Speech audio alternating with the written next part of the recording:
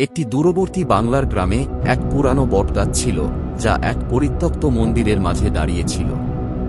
গ্রামের মানুষ বলতো, সূর্য ডোবার পর সেখানে যাওয়া মানা, কারণ গাছটি অভিশপ্ত। কিন্তু রাজু, এক অবিশ্বাসী যুবক, এসব কথায় কান দেয়নি। এক সন্ধ্যায় কৌতূহলবশত সে মন্দিরের ধ্বংসাবশেষে প্রবেশ করল।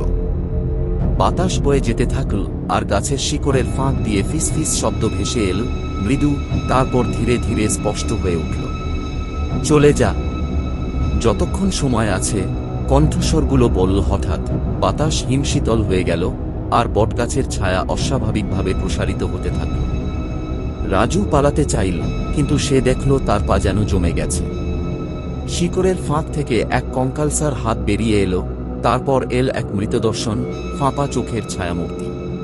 সে মৃদু হেসে ফিসফিস করে বলল, এবার তুইও গাছের অংশ হয়ে যাবি।